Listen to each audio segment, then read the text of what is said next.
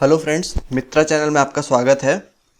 तो SSC mains के previous year question, idioms और फ्रेज इस वीडियो में हम डिस्कस करेंगे और साथ ही इसे पिक्चर से रिलेट करके ताकि हमारी रिमेम्बरेंस आसानी से हो जाए, इसे याद करने की कोशिश करेंगे। तो चलिए शुरू करते हैं। सबसे पहला है अ डॉग्स ब्रेकफास्ट। तो इसका अर्थ होता है कि अ टोटल मेस, मतलब कि सारी चीज़ें गड़बड़ हो जाना या एक जो अरेंजमेंट होता है वो सारा कुछ तितर बितर होकर बिखर जाना। तो जैसे एग्जाम्पल के तौर पे Ramesh made a dogs breakfast while arranging his room. मतलब ये रमेश है और ये अपना रूम अरेंज करने के चक्कर में डॉग्स ब्रेकफास्ट कर लिया। मतलब कि रूम अरेंज करने चला था और यहाँ डॉग्स ब्रेकफास्ट बन गया। मतलब कि जैसे एक डॉग का ब्रेकफास्ट रहता है, कुत्ते का खाना रहता है पूरा तितिर बितिर छितराया हुआ, वैसे ही इसके रूम की कंडीशन हो गई। अगला है होल्ड वाटर। इसका मतलब होता है कि मतलब कोई चीज़ अगर आर्गुमेंट हो रही है तो वो एक्सेप्टेबल है कि नहीं। तो जैसे यहाँ अगर कोई आर्गुमेंट हो तो हम जैसे बातों में कहते हैं his argument does not hold water. तो इसका अर्थ ये हुआ कि मतलब उसका आर्गुमेंट है वो एक्सेप्टेबल नहीं है, उसमें कोई तथ्य नहीं है, उसमें कोई सच्चाई नहीं है। तो होल्ड वाटर का अर्थ ये होता है कि वो जो चीज़ है वो एक्सेप्टेबल है कि नहीं। तो ये दूसरा इडियम फ्रेज हुआ। तीसरा हुआ हमारा डाउन इन द डम्प्स। इसका मतलब होता है सैड एंड डिप्रेस्ड। तो जैसे he has been down in the dumps after he lost his job. जैसे इसकी अगर जॉब चली गई तो ये डाउन इन द डम्प्स है, मतलब कि ये सैड और डिप्रेस्ड है इसकी जॉब जाने के कारण। तो यहाँ हम लोग यूज़ करते हैं डाउन इन द डम्प्स। और इसी तरह है dot one's i's and cross one's t's. तो ये थोड़ा कॉम्प्लेक्स टाइप का है और इसका मतलब होता है कि डिटेल्ड और एग्जैक्ट होके कोई चीज़ करना। तो जैसे ऑफिस वर्क में, जैसे ऑफिस का काम होता है तो उसमें in office work one needs to dot the i's and cross the t's. इसका अर्थ हुआ कि जैसे हम ऑफिस का कोई काम करते हैं तो वहाँ पे एग्जैक्ट होके और डिटेल्ड होके हम काम करते हैं, तो वहाँ पे इस इडियम का यूज़ किया जा सकता है। अब दूसरा है कैच 22 सिचुएशन। अब इस सिचुएशन में होता है कि situation in which no solution is possible, मतलब कि वैसी अवस्था जिसका कोई उपाय ना निकल रहा हो।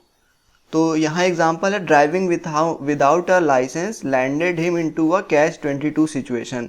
तो जैसे यहाँ पे बिना लाइसेंस के जब हम ट्रैवल कर रहे हैं तो यहाँ ट्रैफिक पुलिस वाले पकड़ लिए, तो ये कैच 22 सिचुएशन होगी। मतलब अब इसका कोई उपाय नहीं है और अब आपका चालान कटेगा ही। तो यहाँ पे कैच 22 सिचुएशन का इस्तेमाल होता है।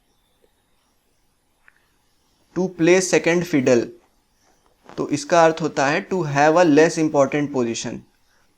द लॉ, अभी इसका एग्जाम्पल देखेंगे। The law maker was tired playing second fiddle to the king.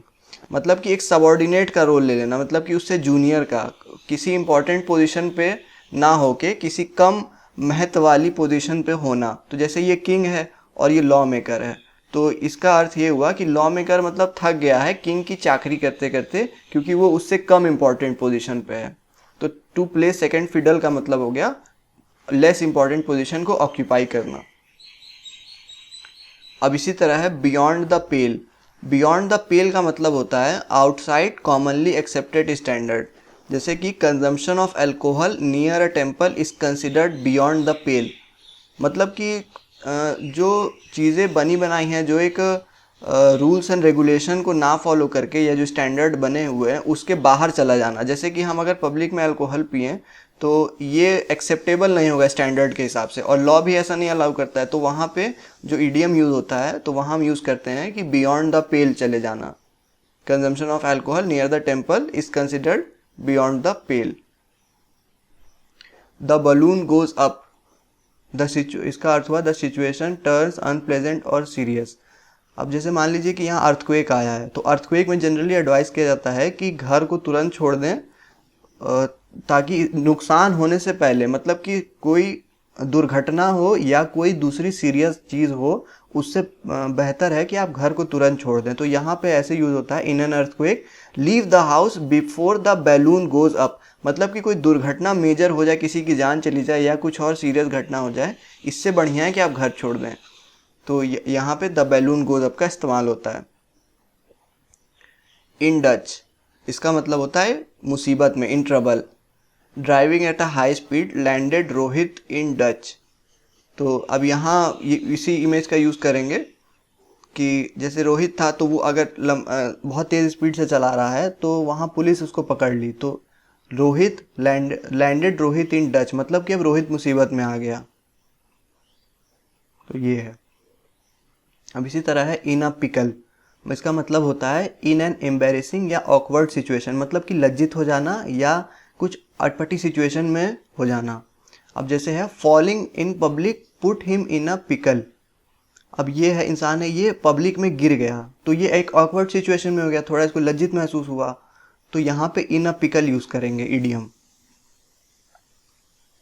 The seamy side the unpleasant aspects, इसका मतलब होता है इम्प्लेजेंट एस्पेक्ट्स का अर्थ हुआ कि वो चीज़ें जो कि इंसान को खुशी ना दे के दुख दे, मतलब कि कुछ अच्छा चलने के बजाय कुछ गड़बड़ हो जाए। जैसे कि अगर यहाँ किसी शहर में बाढ़ आ जाए तो यहाँ पे हम ऐसा यूज़ करेंगे कि the destructions caused by the flood shows us the seamy side of life. इसका मतलब ये हुआ कि जैसे शहर में बाढ़ आ गई तो जो जीवन का खराब वाला हिस्सा है, जो इम्प्लेजेंट हिस्सा है, वो हमें बाढ़ के कारण जो नुकसान हुआ वो हमें देखने को मिला।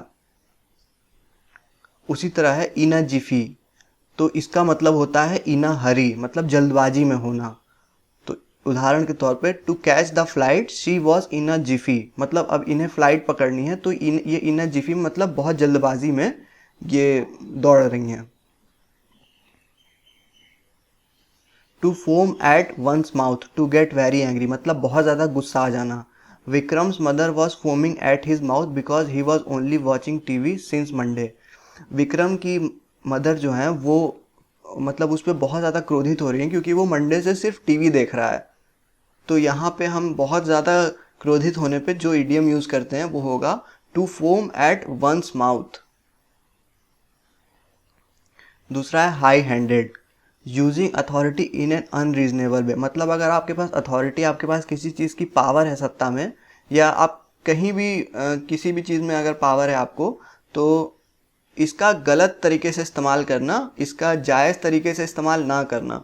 तो यहाँ इसका इस्तेमाल होगा ऐसे, Adolf Hitler was high handed when it came to the implementation of his rules, मतलब अडोल्फ हिटलर था वो अपनी सत्ता का, अपनी पावर का गलत इस्तेमाल करता था, हाई हैंडेड होकर इस्तेमाल करता था जहां नियम कानून लागू करने की बात आ जाए डिक्टेटरशिप में। तो फ्रेंड्स अभी के लिए बस इतना ही। हमारी वोकैब और इडियम फ्रेज की सीरीज चलती रहेगी प्रीवियस ईयर क्वेश्चन और स्टैंडर्ड बुक्स से। अगर वीडियो पसंद आई तो वीडियो को लाइक करें, चैनल को सब्सक्राइब करें। Thank you.